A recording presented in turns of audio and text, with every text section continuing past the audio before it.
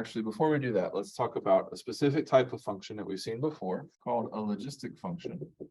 I'm going to have a two-variable logistic function. Again, I can draw two variables. So when we think about linear functions, we usually think about linear functions as having the form y equals mx plus b. To also think about them as this is a line. This is actually not a linear function. Think about this as being the solution to a function of the form alpha of x comma y equal to mx minus y plus b. This is the function if we set that equal to 0. So what I normally think of as the line in the plane is actually the solution set of a two-variable function set equal to 0. I believe it would be alpha of x comma y is equal to 1 over 1 plus e the negative ax plus by plus c.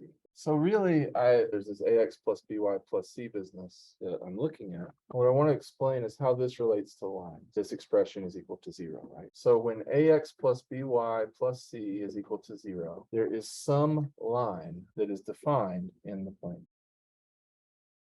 And when that's true, if the point is actually right on the line, call this point x star y star because it's really, really cool. Then alpha of x star y star. So if you are right on the line and you plug in your xy coordinates, you get 1/2.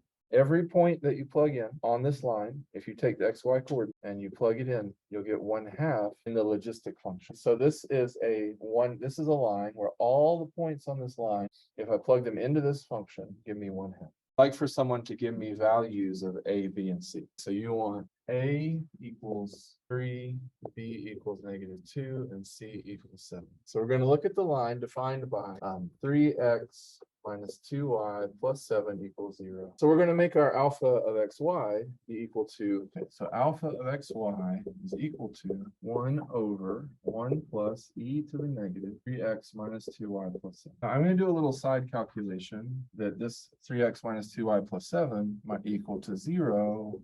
So we said that if we pick a point that's actually on here, we should get 1/2, right? What if we pick a point that is way, way, way above here?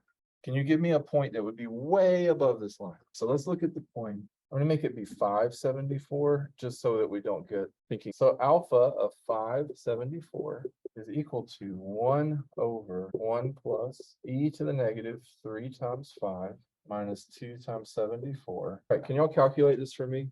Right, so it's very, very negative, and this becomes very, very positive. So this is 1 over 1 plus e to the 126. It's going to be really, really small, right? This is a huge number. It's going to be approximately 0. So the way I have my logistic function set up, my number is way above the line. Alpha of that should be approximately 0. You see that? Now, what if I pick something way below the line? It'd be approximately 1. We could verify that. We could pick like, -10/100. 1 over 1 plus e, the negative, okay, 30. We want y to be negative as well, thank you. So I have 1 over 1 plus e to the negative. It's gonna be a positive number, it's gonna be a big positive number. This is going to be close to 0. This will be approximately 1. So if my number is way below the line, alpha of xy is approximately 1. You see where I'm getting this from? Now, in looking at the way this turned out, I'm really feeling that I should not have put this negative. If you're way above the line, you're close to 0. And if you're way below the line, you're close to. So what we could use this line for is we could use this line to give us a probability, because the value will always be close to 0, or will always be between 0 and 1. If you are right on the line, your probability is equal to 1/2. So it's a coin flip. You can't really say anything. If you're very far from the line in this direction, it's going to be closer to one of the extremes. And if you're very far from the line in this direction, it's going to be close to one of the extremes. So what you can use this for is you can build a line that does a good job of separating the data, and then you can plug that line in here, and it will give you the probability on new observations. And that's how logistic regression works.